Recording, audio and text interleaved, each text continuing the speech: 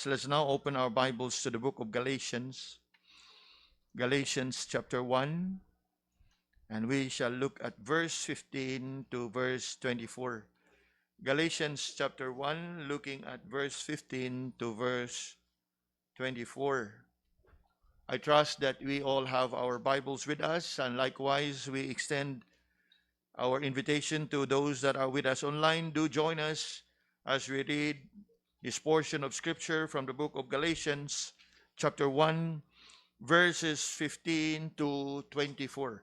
Galatians chapter 1, verse 15 to 24, responsive reading. I shall begin reading verse 15. But when it pleased God, who separated me from my mother's womb and called me by his grace,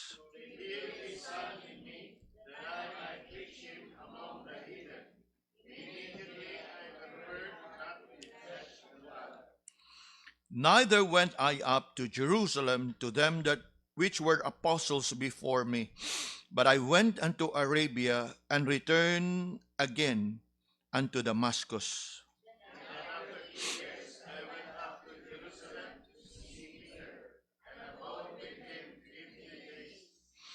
But other of the apostles saw I none, save James, the Lord's brother.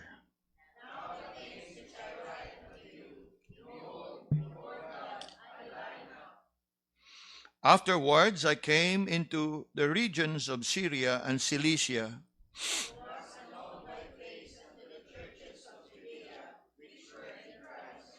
but they had heard only that he which persecuted us in times past now preacheth the faith which once he destroyed. And they glorified God in me. Ang Ginoo magapanalangin kanato diha sa ato ang pagbasa sa iyahang pulong.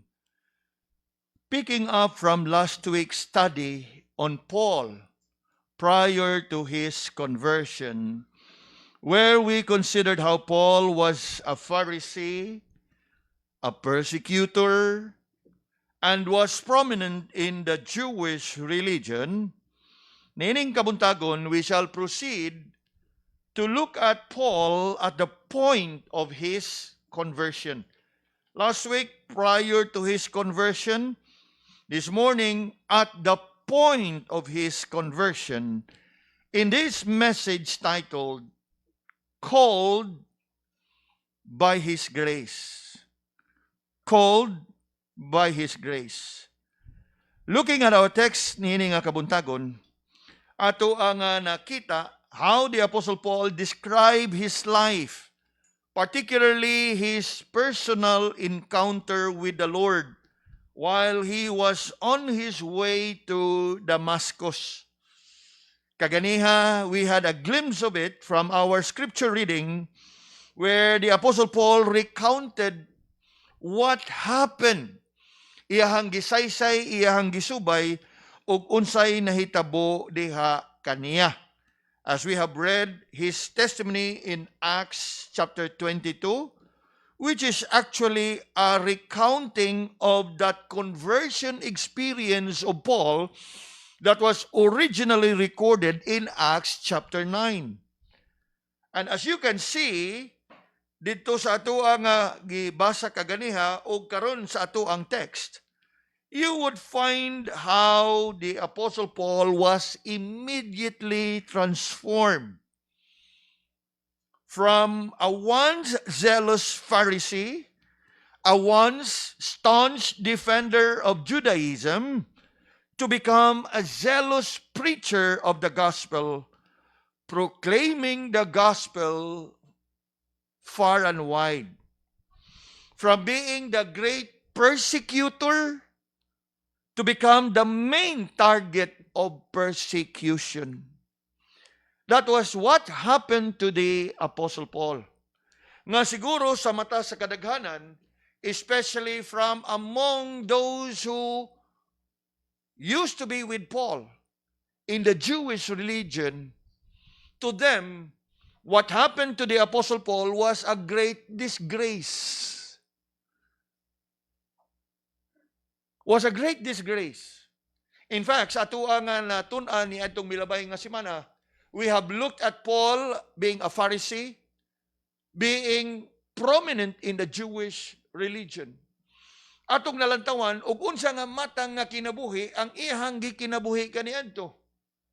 That the kind of life that he lived and the life that he had achieved and accomplished is something that the rest of his fellow men can only dream of. It's a kind of life that the rest of the Jews can only wish for. In other words, talagsaon ang naabot ni Apostol Pablo diha sa iyahang kinabuhi. But we know very well, but those things that were gained to me, those I counted loss, in order that I may win Christ. And in fact, that is what I've written in today's exhortation. For to me to live is Christ, and to die is gain. That was indeed the testimony of the Apostle Paul. Prior to his conversion, now we come to consider the life of the Apostle Paul at the point of his conversion.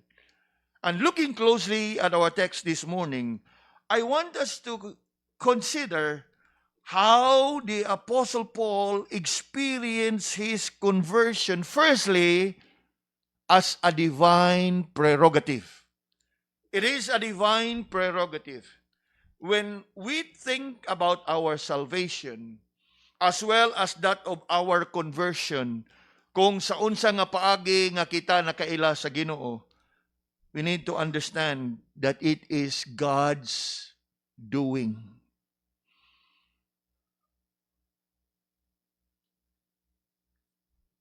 And that is what we are going to see here in our text.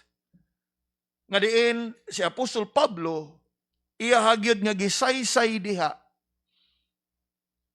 what transpired sa iyahang kinabuhi nga nagdala kaniya diha sa kaluwasan.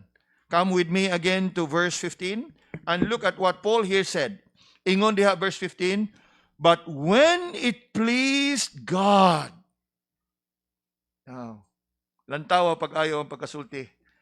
Before his conversion, we know that he was a Pharisee, a persecutor, and a prominent in the Jewish religion. And all his life, moto ang matang sa iyahang kinabuhi. Until at one point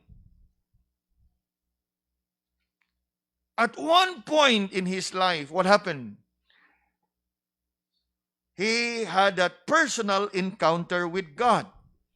But that personal encounter with God was actually not the point of which nagsugod ang iyahang kaluwasan. Because as we think about our conversion, yes, it can happen in real time, but sayri, that incident has long been ordained. And when was it ordained? We know very well from Ephesians chapter 1, long before the foundation of the world. But in here, Paul was somewhat very personal to really emphasize nga ang iyahang conversion is something, it is not of his doing, but God's doing. That's why our first point is a divine prerogative, meaning it is God's sovereign choice, meaning it is authored by God, initiated by God, executed by God, and made effectual diha kang Apostle Paul, all by the grace and mercies of God. And how did the Apostle Paul explain it? Paul explained it in a very simple way. And how did he say it in verse 15? When it pleased God, who separated me from my mother's womb and called me by his grace to reveal his Son in me, that I might preach him among the heathen, immediately I conferred not with flesh and blood. So in these two verses, the Apostle Paul revealed his conversion. Sa unsang paagi nga nahimo siya nga Kristohanon. He was narrating here somewhat the process in a way and the experience. Nga diin, una sa tanan, it all began and it all started where? In God and with God. Ingon diha, but when it pleased God. Meaning, ang iyahang conversion o ang iyang pagkaila sa Ginoo is according or was according to the good pleasure of the will of God. And notice how Paul described it here. According to the good pleasure of the will of God, what did God do? Una, He separated me from my mother's womb. Now, it is actually a kind of a description in which the Apostle Paul wants to impress upon the believers in Galatia that all along he has been determined. God has determined and God has decided even long before his birth.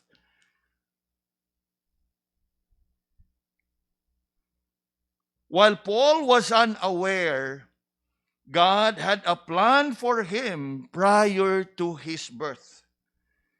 He had been separated unto the Lord while he was yet within his mother's womb. Now, buot na ko nga atuan ni siya nga lantawon sa susama nga paagi. Grasya sa Ginoo, if you happen to be born out of a Christian family. But even when you may have been born from a Christian family, it doesn't mean nga automatic ka nga nakaangkon sa kaluwasan. But the point that I'd like us to see in here, and I want us to really realize, is that in regards sa atuang kaluwasan, mga kaigsunan, sayre, that God has long determined and long decided and long ordained kung kinsa ang iyahang pagaluwason. That as we reflect upon Paul, kung atong nabasa kaganiha, o sa ato ang nasayran sa milabay na ito nga mga pagtuon, nahimugso si Paul nining kinabuhi not as a believer. In fact, dako siya nga makasasala. In fact, sa ato ang aming labay nga pagtuon atong nasayran, that is talking about zeal persecuting the church, wasting the church. And yet, despite sa iyahang pagkasiya, prior to his conversion, at some point, according to God's appointed time, siya nakaila sa Ginoo. Ug dili ba ingon ana pod ang dagan sa ato ang mga kinabuhi? Nga sa taas nga panahon nagkinabuhi kita diha sa pagpakasala. Sa taas nga panahon naa kita sa dili mao nga relihiyon, dili mao nga pagtuo. Sa taas nga panahon nagbuhat kita sa unsay atong gusto pagabuhaton. Until at one point God called us. So the moment nga imong nabati ang pagtawag sa Ginoo ug nisanom ka sa pagtawag sa Ginoo, that would be the real-time calling. Pero, sama sa gisaysay ni Apostle Paul diha, yes, at some point, gitawag ko sa Ginoo, pero kana nga pagtawag has long been decided even before I was in my mother's womb.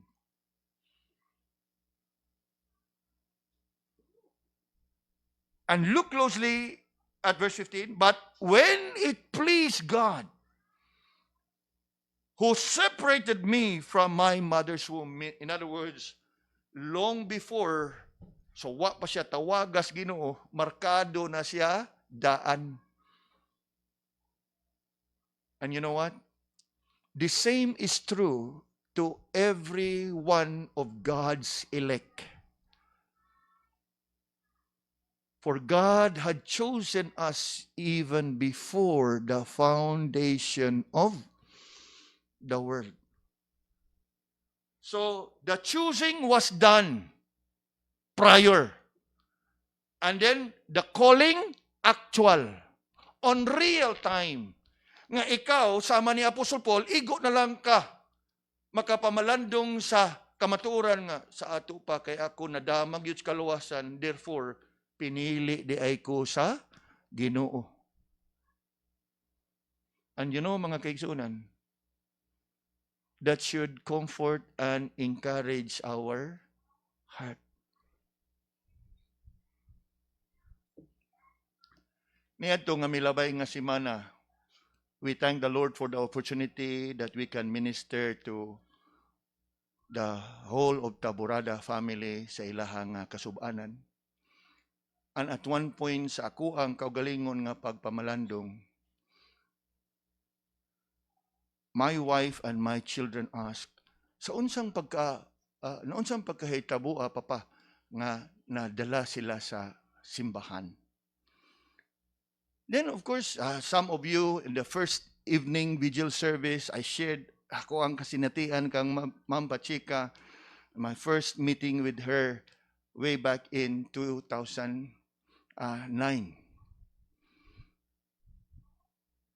And that was also during that time. Nga diin,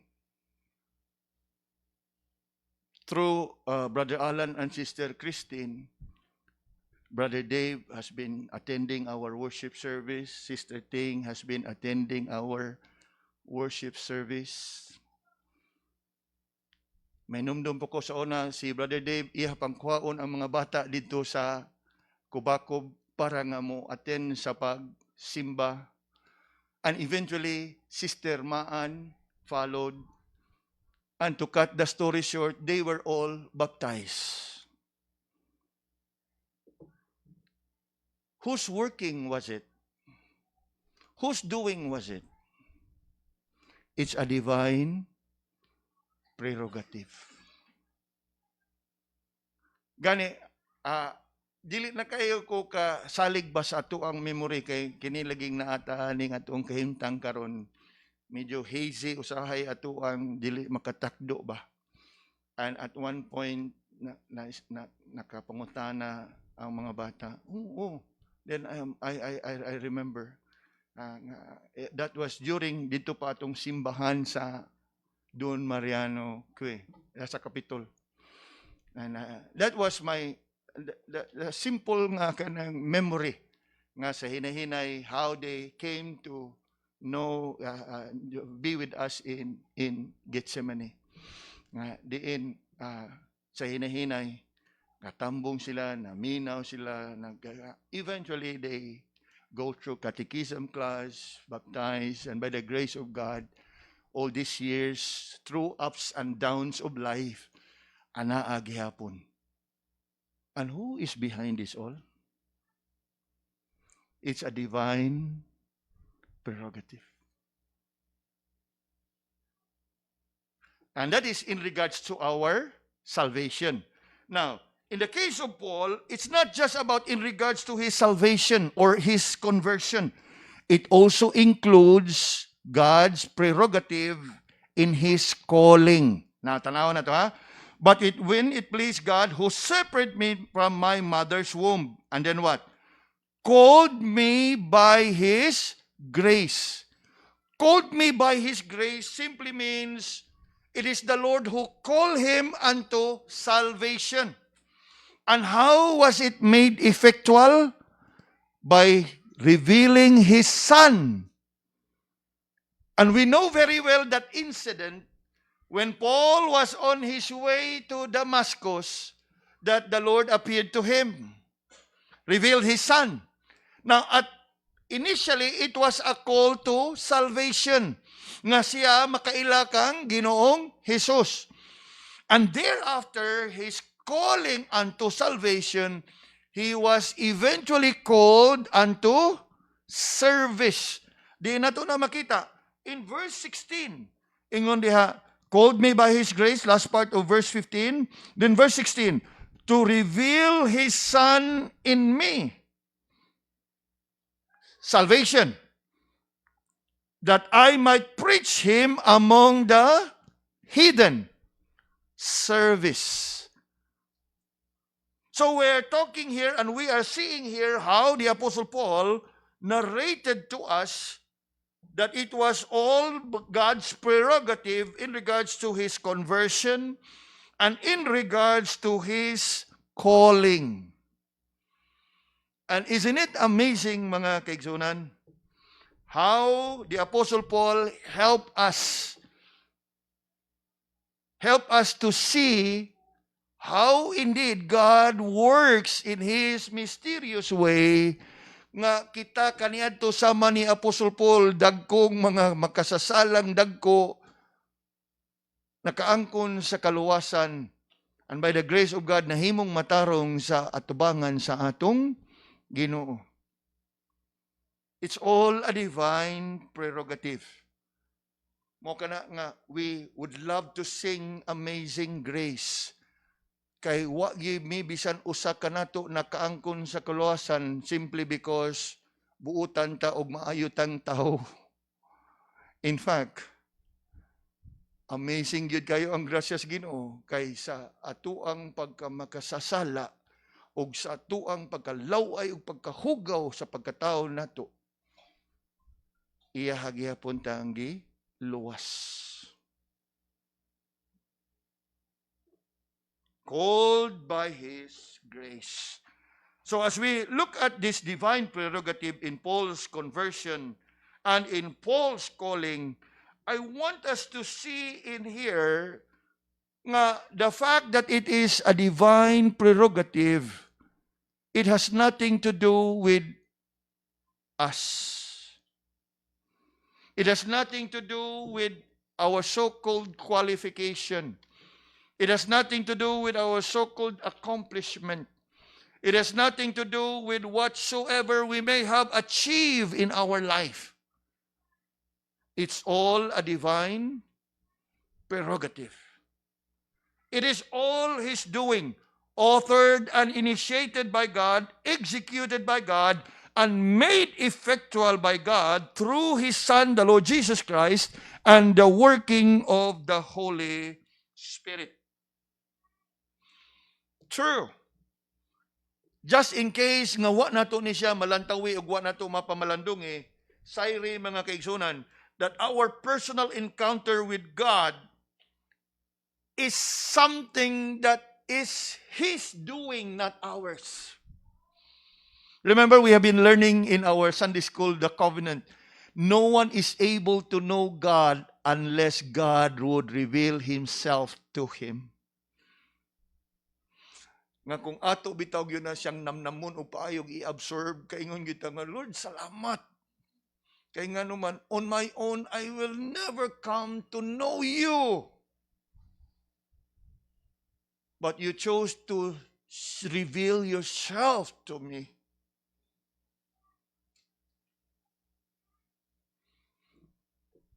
That whatever circumstances may surround kung sa unsang paagihatang nakailas Ginoo, the more nga humble ba ta nga, Lord, imo gyud tong tanan.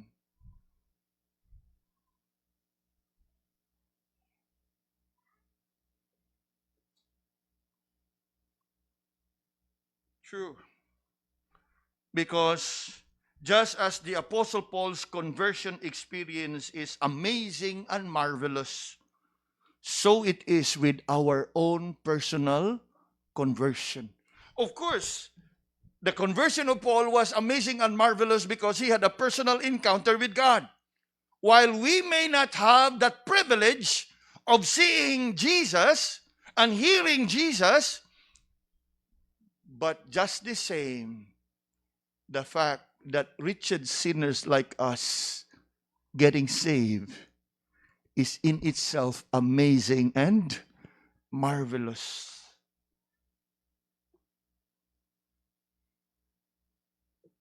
Nga naman, sayre, ng atong kaluwasan is in accordance to the pleasure of His will. Just as how Paul described it here in verse 15, but when it pleased God, narrating his conversion and narrating his calling. It not only pleased the Lord to set him apart unto salvation, the Lord also was pleased to set him apart unto service, to proclaim him unto the heathen, the Gentiles. And we know very well how the Lord indeed has used greatly the life and labors of the Apostle Paul in all his missionary journey. And it is interesting to note how indeed the Lord has called him, who was once the greatest persecutor of the church, now become the great promoter of the church. And why I say great promoter of the church? Because wherever he will go, he will establish churches. And it is indeed a great testimony of God's transforming power. Yes, once lost, but now I'm found. True. But what about this? A great persecutor now becomes a great preacher of the gospel. Again, ayaw kalimti, it was all God's prerogative.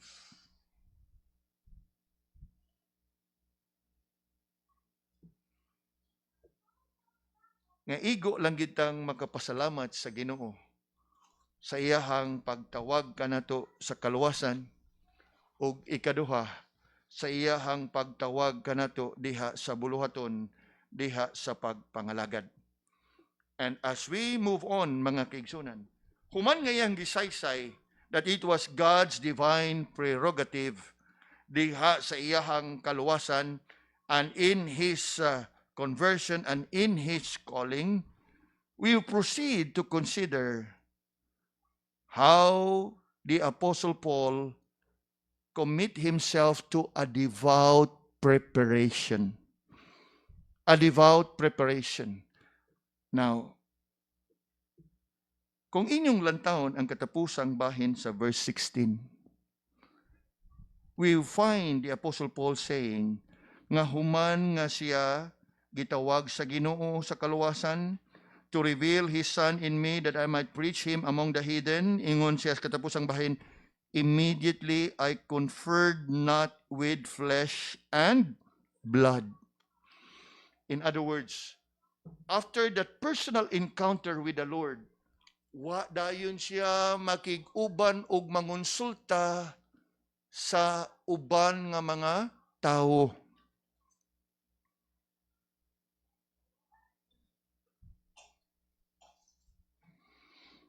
Bear in mind that Paul was a highly educated man.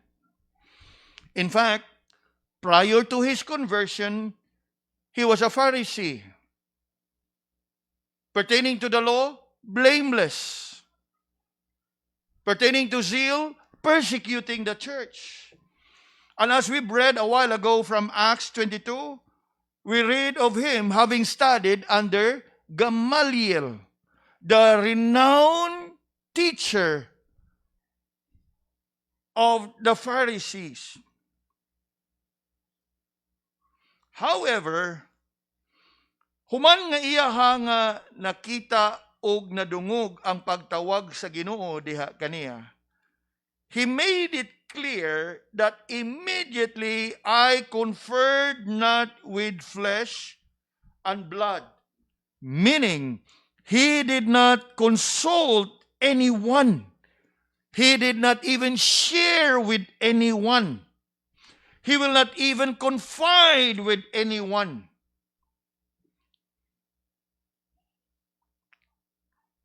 Siguro ang sulod nga pangutana, ngano kahato pastor? For obviously, at that point sa iyang conversion, wag yoy mutuo niya. Ngano wa may mutuo? Remember, he was on his way to persecute the church. And all of a sudden, there was the turning point. Obviously, nga ang mga tao nga makadungog kung sa iyang isulti, di gyud mo to, moingon gani nga, nag-disguise lang ka, haron nga makasulod gyud ka sa amo ang grupo. So that you can infiltrate us and you can be among us, that you can identify kung kinsaning mga Kristohanon. And that's why I say that at this point, from that divine prerogative, there was a devout preparation. And why would I say that it is a devout preparation? Because this preparation is between the Apostle Paul and God only. Nga naman, unsa may nahitabo? He did not confer with flesh and blood, but instead, what did he do? Ingon pa gani siya diha, verse 17, neither went I up to Jerusalem to them which were apostles before me. What did he do? I went into Arabia. Now, obviously, we are tempted to think that this refers to Saudi Arabia. Now, the word here, Arabia, refers to that portion. Yes, Saudi Arabia is included, but that entire region there is called Arabia. It's actually the Arabian Peninsula located east of Jerusalem. East of Jerusalem, if you look at the map, Jordan. Next to Jordan, Iraq. And below Jordan, Saudi Arabia. And this is actually what is referred to and known as the Arabian Desert or the Arabian Peninsula.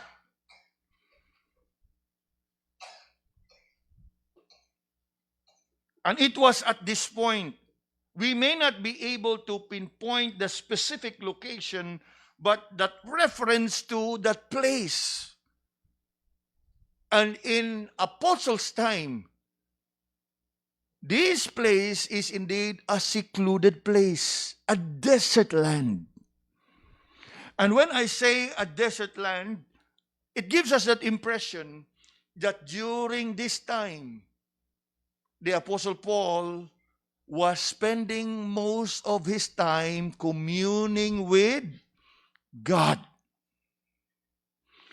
Why would I say that he was communing with God? Kung inyo pang mahinumduman, if you can come down for a while to verse 11 and verse 12, the Apostle Paul there speaks about the gospel. And what is it that he speaks about the gospel? Verse 11, that the gospel which was preached of me is not after man, for I neither receive it of man, neither was I taught it, but by who? The revelation of Jesus Christ. In other words, ang Ginoo mismo mo'y nagpadayag niini ngadto kaniya. And we can only think of this period of time that he has had that exclusive communion with God. It cannot happen in Acts chapter 9. As we have just read a while ago from Acts 22. Because it was all about his conversion experience. But talking about that period where he spent some time in Arabia, that was something in which the Bible is silent. But if you are to really carefully look into it, that could probably be the period where the Apostle Paul has been receiving instructions or training from God by direct revelation. Nga naman, kay lagi, ningon gid si Apostle Paul, nga kining ibanghilyo nga akong giwali, wa na ko ni makatunigikan sa tawo.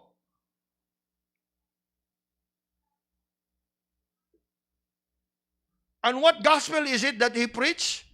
The same gospel that the Lord taught his disciples. Remember? All power is given unto me. Go ye into all the world and preach the gospel. That was how the original apostles heard the gospel from the Lord Jesus. But what about the Apostle Paul? He was no less. In other words, just as the original apostles received the instruction direct from the Lord, it was in the same manner that the Apostle Paul also received the gospel direct from the Lord. In other words, he is no inferior compared to the original 11 apostles. And that was only in this period of his life that we can think of Paul receiving instruction and training from the Lord himself. That's why I say that this is indeed a devout preparation, a very exclusive preparation that Jesus would have to spend time with the Apostle Paul with no other. Paul was personally trained, tutored by the Lord himself by way of direct revelation. Now, having said all these things regarding Paul's training, I want us to make this clear. Nga naman, I don't know kung sugat mo niini, but I have come across quite a lot of testimonies na ay mga pundok bitaw nga ang mga leader og imong basahon ang ilang testimony sa unsang pagkaunsaa nga natukod hapila ka adlaw nga tuwa sila dito sa bukid na malandong sa pulong sa Ginoo, unya gilamdagan sila sa Ginoo nga biya diha sa imuhang nga simbahan o pagtukod og imong kaugalingon nga simbahan. Now, I must be very clear on this. And we must be very clear on this. In biblical times, there are instances that God, by His special providence, would call certain or particular person whom He have predestined and ordained that He would call into such an experience. For one, before Paul, there was who? Moses. Remember Moses? Moses grew up where? In Egypt. And then for years, he grew up in that culture. Until in God's appointed time, one incident happening after another, he ended up where? Where? Tell me. In the Midian desert.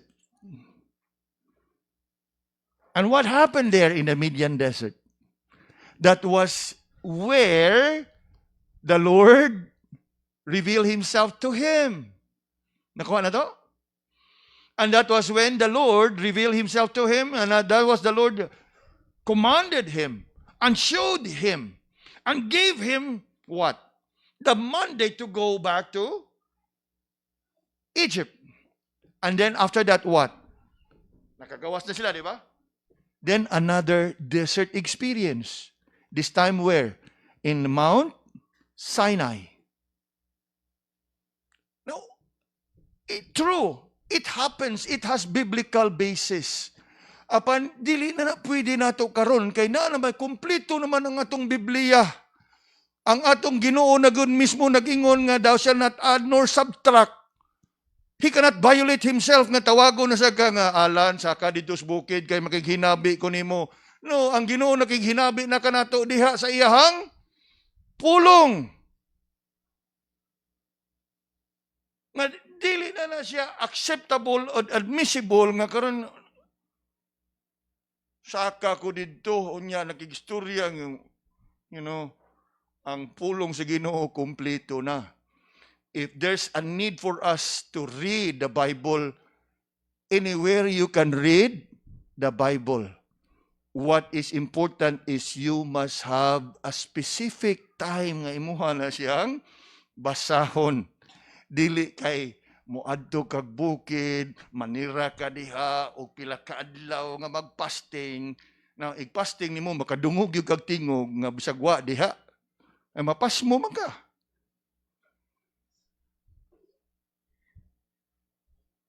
Now, I'm saying this because I've read siguro four or five so-called founders of churches. And they share somehow, I don't know if they know each other, but somehow, ang dagan sa ilang istorya is puparehas. They locked themselves up, they fasted for days, and then they hear God's voice.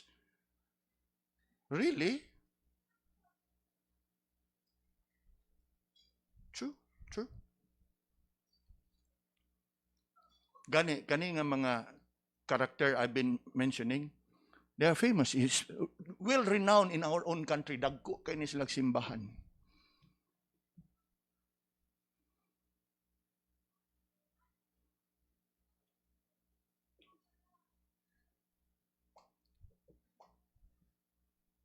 This incident happened, of course, by God's special providence on certain people. I did mention about Moses. It is indeed necessary because there was no complete revelation at that time. In fact, other than Moses, we hear of many prophets in the Old Testament, how the Lord would speak to them and convey the message to His people. Then we hear of David. For almost 10 years, David has been on the run. And where did he spend his time? In the Judean desert. Sometimes caves. Running away from his own king nga nag-interest sa iyahang kinabuhi. And you study carefully the book of Psalms. Most of these beautiful Psalms of David were written and composed in those times where he was in the desert.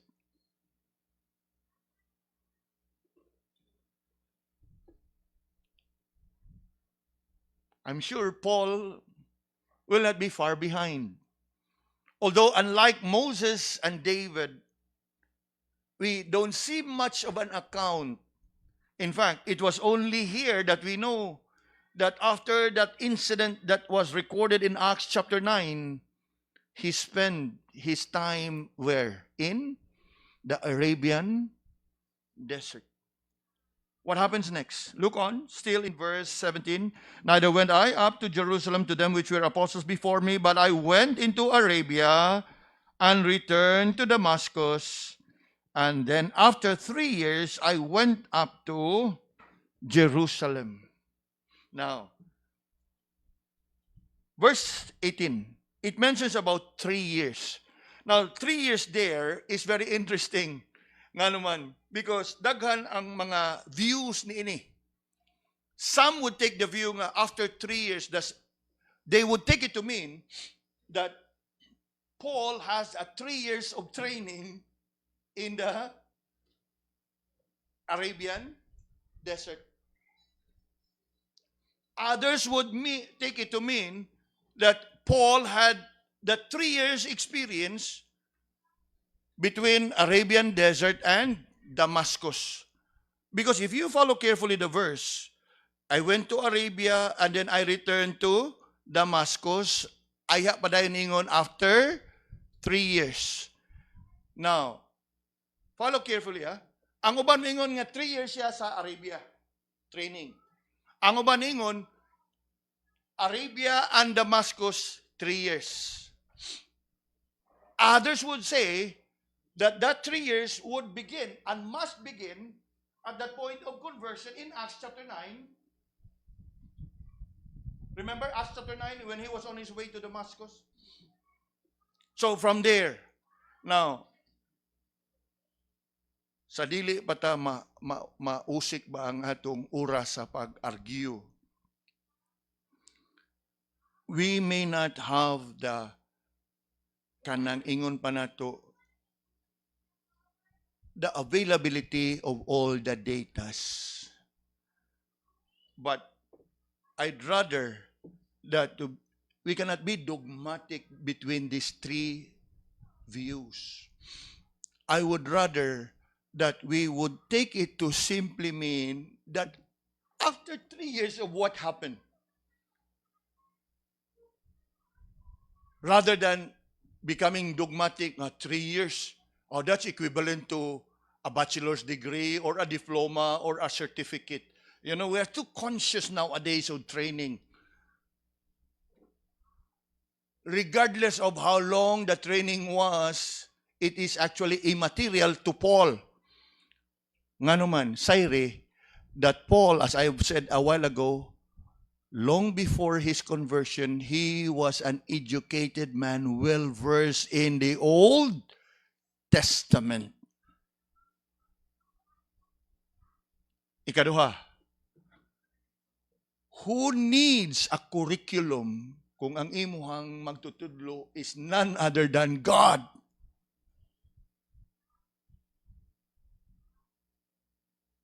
Are we following? Surely, if the Lord would guide you and teach you and lead you, and even if He can inspire you to write the sacred writings, what else will you doubt? And how can you doubt and question? Now, of course, nowadays, we are so conscious about training. Wala na kahumag high school. Uy, nga magsangyaw-sangyaw sa Ebanghelyo. Now, to make it even more personal, kay ba mo inyong pastor ug unsa na kaniadto? Because oftentimes, they are so conscious about what? Qualification, character, personality.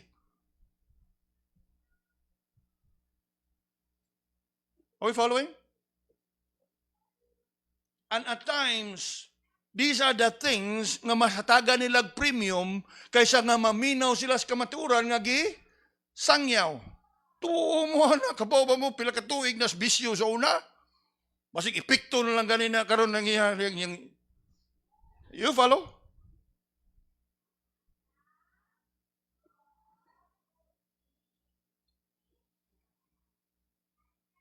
Our brother Eben is being trained dito karon sa...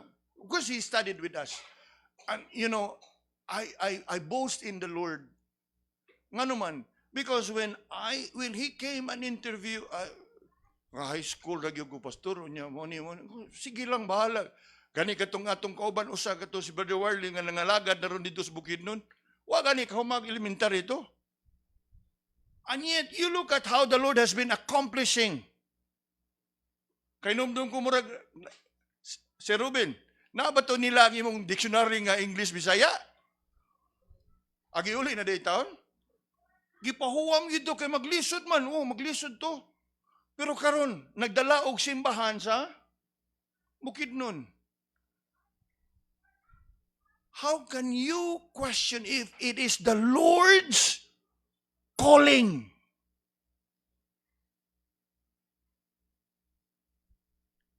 So, 3 years, regardless of 3 years nga training, whatever, how much time he was trained by the Lord, it's not important. Nga naman, after all, of all the apostles, who is that apostle who have written much in the entire New Testament? Peter only has 2. John has 1 gospel and 3 letters. Short letters. Who else? Who else? What about Paul? 12, 13. If we had to include the book of Hebrews.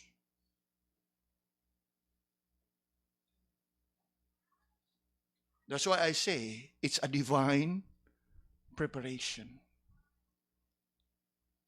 And these are unique instances. Nowadays, it's not nga, saka nagkas bukid, kadungog kas pulong si Kino, igbalik, magsugod ko buluhaton. No, you need to go through training, whether it be formal or informal, but you need to have the foundations. But in the case of Paul, yes, he need to go through the foundation, but it's not that difficult for him because all along, the foundation is there, the Old Testament. In fact, makita yun na nimo, if you carefully read Paul's letter and Peter's letter, you can really see the difference. Una, in the depth of their writing. Ikaduha, the vocabulary. Makaingon yun ka, this guy is really intellectual.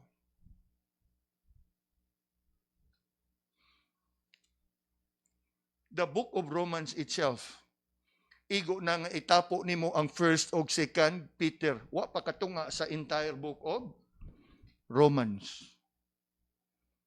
You think about John. Of course, John wrote the book of Revelation.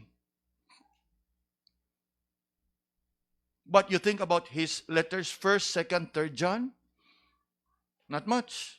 1 chapter, 2 chapter, 3 chapter. But what about Paul? And you look at what he said, I receive it not of man, neither was I taught by man. It was indeed a divine prerogative that resulted to a devout preparation. Yes, there are many instances how God, in His grace and mercy, would raise up men to accomplish His plans and purposes. And that was the case of the Apostle Paul. And so is the case with many of us today. You look back at our own lives. Siguro kita kaniya to, wag kita mga nada. And yet by the grace of God, ilahatang gihawas, ug ilahatang gigamit according ug asa taniya gamiton. Those of you who have access to ang group messaging, kita siguro mo hapon kasi nanudlo sa mga bata dito ilang mamophilia. Mamophilia, are you listening? Naminaw ka, ma'am, sa gatudlog hapon? Yes, it was our brother Alan's first time to teach the children. So, ma-imagine lang ako sa katong mga, di mo minapuli on mo ron. Tiwas. I don't know, I was not there. All those photos was sent. But my point is this. It's not about who we were before.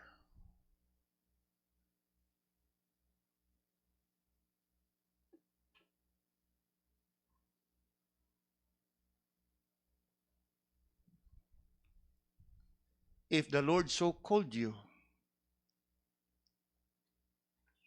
He will equip you. He will enable you.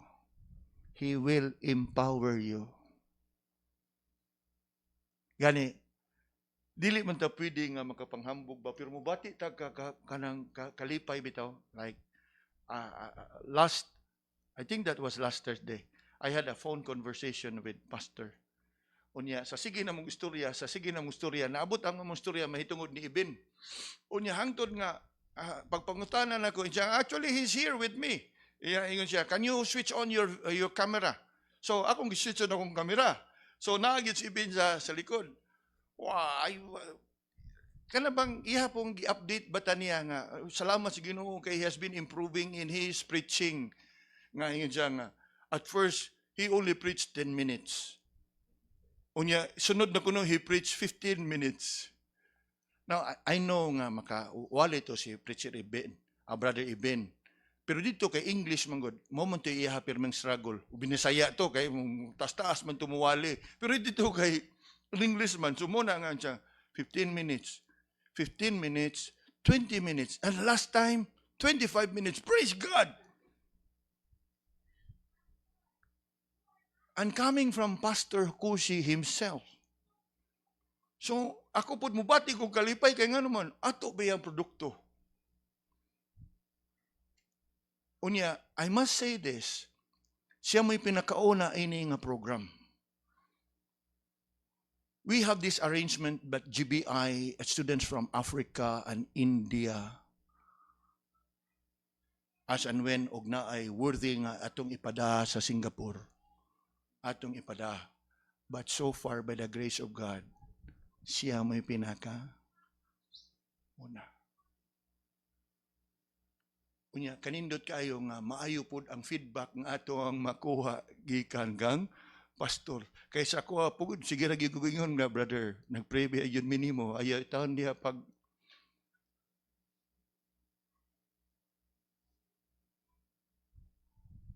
and thank God ang kalipay that at the end of the day it's not about educational attainment and accolade and intelligence and it is the Lord's doing.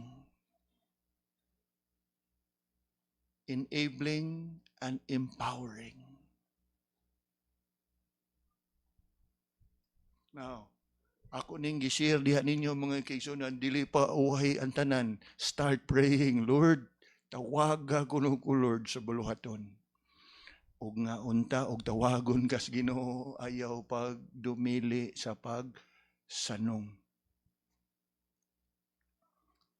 There is a divine prerogative. There is that devout preparation.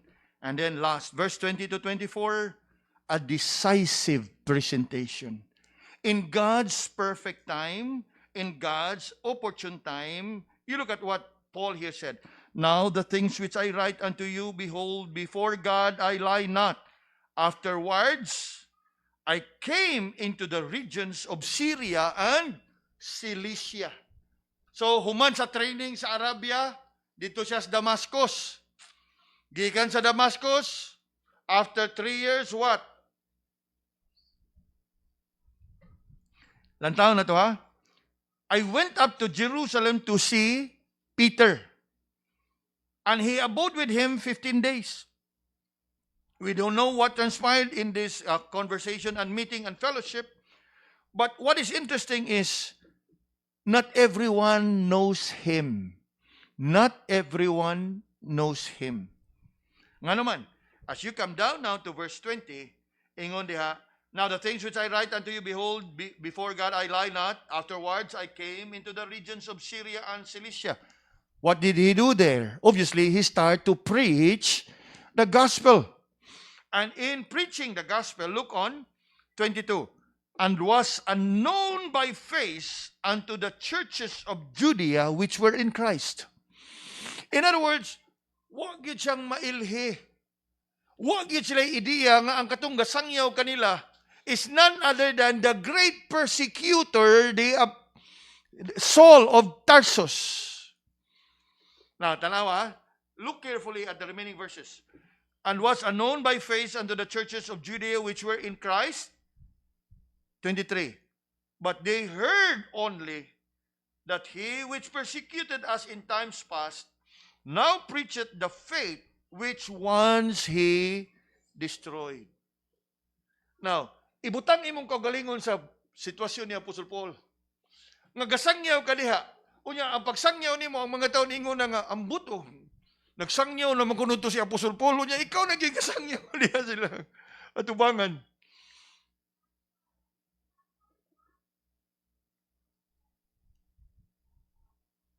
They had heard only that he which persecuted us in times past now preacheth the faith which once he destroyed. Ug mao kana nga niingon di ang katapusan, and they glorified God in me. You can just imagine. Ngayon, ikaw ni mo sang niya, kinsa dito nga ni mo, Brad? Di ba, no?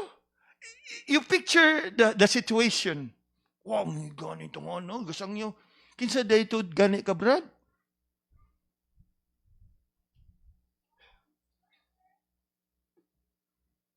Then, and only then, they get to know that it was indeed the Apostle Paul.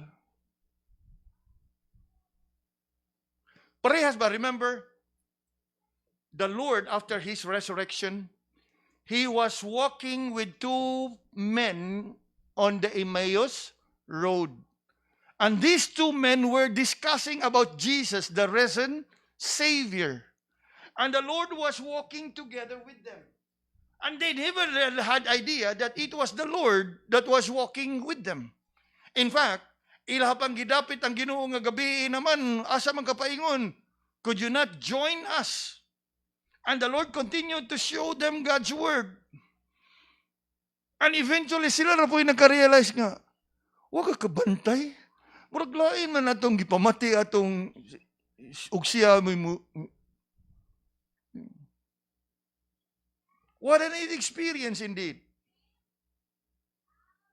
Mao kana nga at the end of it, tanawa ang katapusan, verse 24, and they glorified God in me. You know, mga kaigsunan, bisan unsa kabati o kangit-ngit sa ato ang mga kagahapon, kung atong itugyan ang atong kinabuhi sa Ginoo, o nga atong itugyan diha sa pagpangalagad sa atong Ginoo. Now, of course, dili nga ang tanan mamahimo kitang magwawali, dili gyud nga ang tanan kita mamahimo nga pastor. But be it as it may, regardless kung sa unsang paagi nga gamiton kas Ginoo ug tawagon kas Ginoo, ug imuhang buhaton ang sangon sa Ginoo diha kanimo, the words in verse 24 is for you. And they glorified God in me. And so, mga kaigsunan, as we look at the testimony of Paul in his conversion, may we in our hearts continue to rejoice and praise God for His grace and in His mercy. And likewise, may we continue to be committed, steadfast in our commitment to follow the Lord.